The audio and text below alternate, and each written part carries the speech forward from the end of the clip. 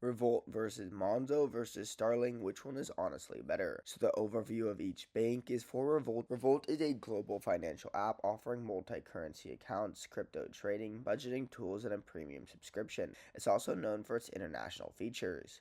Monzo is a UK-based challenger bank focused on ease budgeting, bill splitting, and a great mobile app features with real-time notifications. Starling is another UK challenger bank praised for its no-fee overdrafts, joint accounts, and strong business banking options. Some fees and costs. Revolt is a free basic bank with limited exchange rates, but its premium tiers have monthly fees, but added perks like higher withdrawal limits. Monzo mostly is free for personal accounts, with some premium plans available. There's also no foreign transaction fees on card spending aboard. For Starling, there's no monthly fees or no fees for foreign card payments, and affordable overdraft options. For customer service, Revolt's app is feature rich, but can sometimes be criticized for customer support delays. Monzo is highly rated for customer support and user-friendly design, while Starling is praised for responsive support and clean, intuitive app interface. So according to all these features, you can now make a adequate decision on which banking is best for you. If this video helps you, make sure to subscribe, but for now, goodbye.